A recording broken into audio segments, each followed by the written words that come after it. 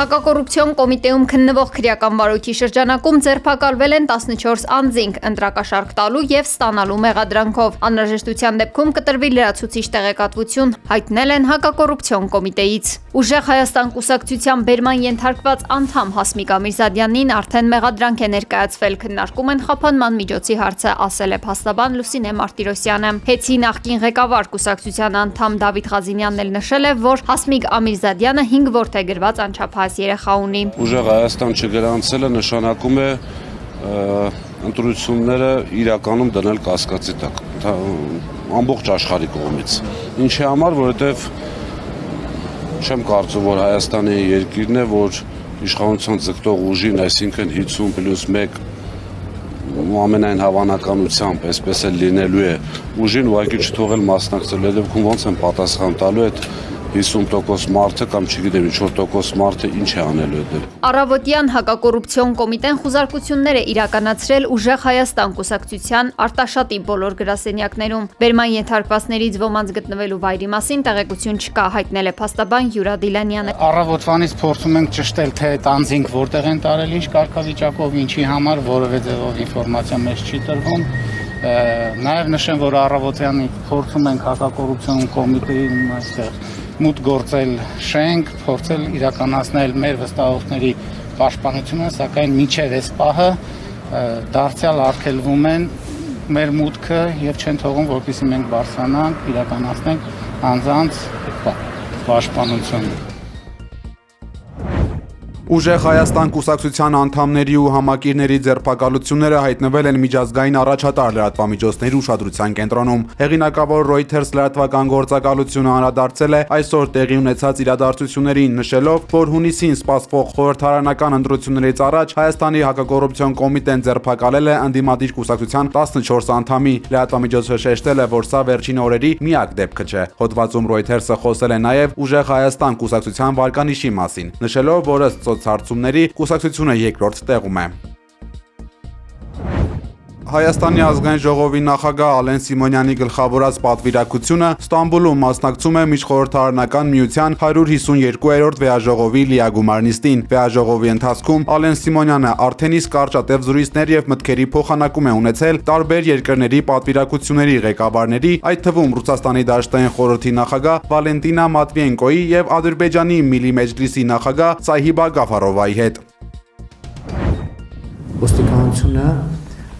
պետության ողնաշարն է եւ այդ ողնաշարը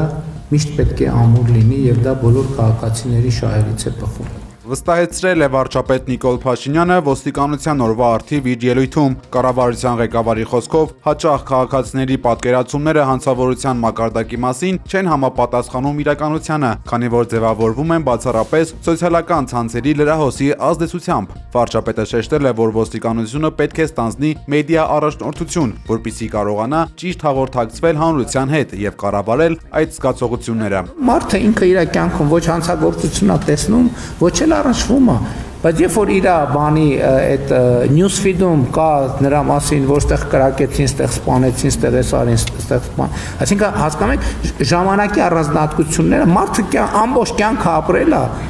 ոչ մեկ իրան ոչ ասել աչքիդ վերևը ունք կա, ոչ մի անգամ ոչ մի հանցագործության հետ չի առնչվել, բայց ժամանակի առանձնահատկություններն է, որ մարդը ասում է, ինչ է կատարվում այս երկրում, այս հանցագործության մեջ բան առնում, բայց ինքը անձամբ երբեք ոչ մի բան չի առնչվել, չի էլ առնչվելու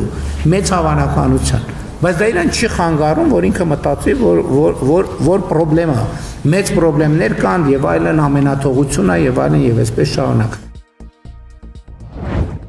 Զվարթնոց միջազգային օդանավակայանը հորդորել է ուղևորներին ուղևորությունը պլանավորելիս հաշվի առնել Իսակովի պողոտայում ընթացող լայնածավալ ճանապարհաշինական աշխատանքները։ Շինարարության պատճառով օդանավակայան տանող հիմնական ճանապարհին խցանումներ ու կուտակումներ են։ Անցանկալի ուշացումներից խուսափելու համար օդանավակայանի վարչակազմը խնդրել է քաղաքացիներին հնարավորինս շուտ գալ օդակայան, հիշեցնելով, որ չվերթների հաշվառման գործընթացը սկսվում է թռիչքից 3 ժամ առաջ եւ ավարտվում մեկնումից 1 ժամ առաջ։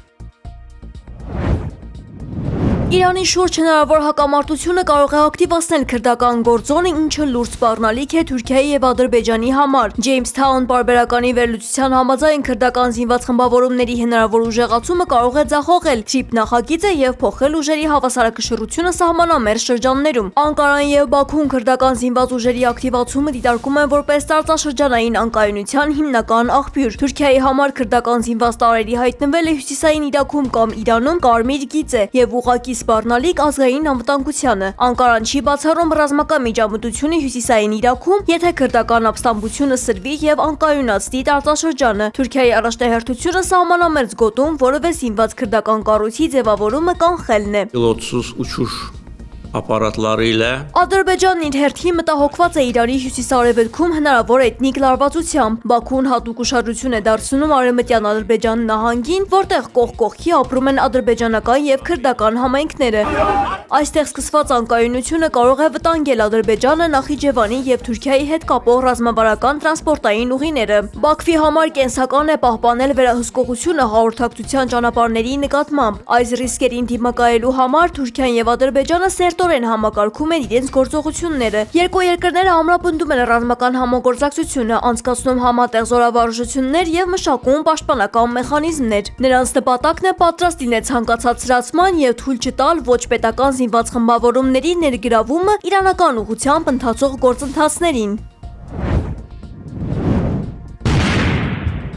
Իսրայելական կործանիչները բազմաթիվ հարվածներ են հասցրել հարավային Լիբանանում գտնվող Ալ-Քասմիե կամրջին, ամբողջությամբ ոչնչացնելով Լիտանի գետի վրայով անցնող վերջին կամուրջը։ Չնայած այս ռազմական էսկալացիային, հայտնի է, որ Իսրայելի վարչապետ Բենյամին Նեթանյահուն պատրաստվում է տեսակոնֆերանսով խոսել Լիբանանի նախագահ Ժոզեֆ Աունի հետ։ Սա կլինի երկու երկրների ղեկավարների առաջին պաշտոնական շփումը։ Բանակցություններն ընթանալու են եռակողմ ձևաչափով։ ԱՄՆ պետքարտուղար Մարկո Ռուբիոյի անմիջական միջնորդությամբ։ Ռուբիոն կլինի որպես Լիբանանա-իսրայելական խնդրի կարգավորման գլխավոր համակարգողը եւ կվարի տեսակոնֆերանսը։